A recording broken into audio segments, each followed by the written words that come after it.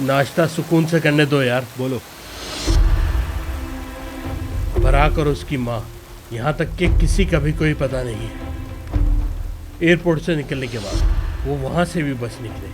वेदांत अपना काम अच्छी तरह जानता है। मुझे भी अपना काम करना आता है, तुम बस सोते रहो।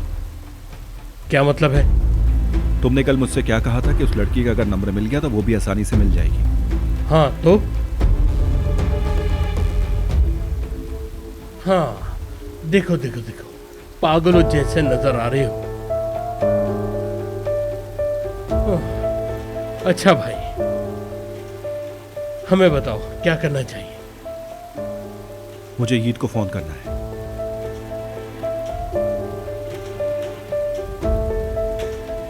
नंबर मसरूफ है। ओहो, अब ये किससे बात करने लगे? जी अम्मी, बात पक्की है। बाबा कल सुबह गए थे। ईद ने मुझे आने नहीं दिया, उसने ये कहा था। वो मेरे साथ रहना चाहता था, मैं उसके साथ खेल रहा था।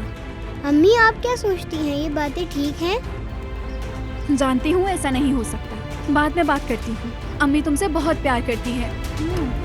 मैं आपसे भी ज्यादा प्यार करता हूँ।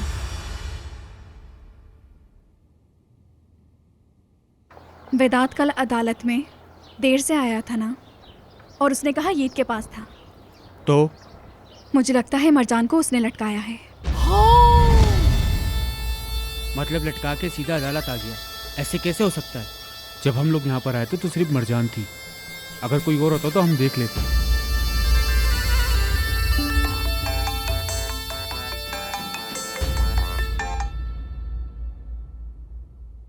ताहिर भाई, आप मुझे ये बताएं कि आपको कैसे पता चला मैं अकेला हूँ? ताहिर भाई को हर चीज पता होती है मेरी जान। हाँ, अम्मी की तरह। नहीं, अभी इतनी तरक्की नहीं हुई। ये बताओ मेरे शेर, कैसे हो तुम? तुम्हारा फोन क्यों मसरूफ था? अम्मी का फोन आया था, उनसे बात कर रहा था। बहुत अच्छा किया। अम्मी की आवाज सुन के अच्छा लगा होगा तुम्हें। मैं आपको भी फोन करने वाला था, लेकिन अम्मी ने रोक दिया कि आपको बहुत काम है। तुमसे अहम भी कोई काम हो सकता है मेरे शेर? अच्छा, मुझे तुमसे एक काम है, लेकिन इसके लिए हमें ज्यादा बातें करनी होंगी।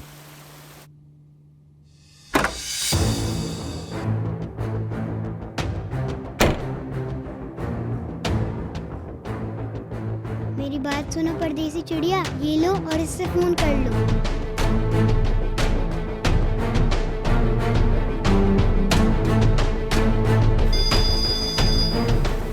बरात,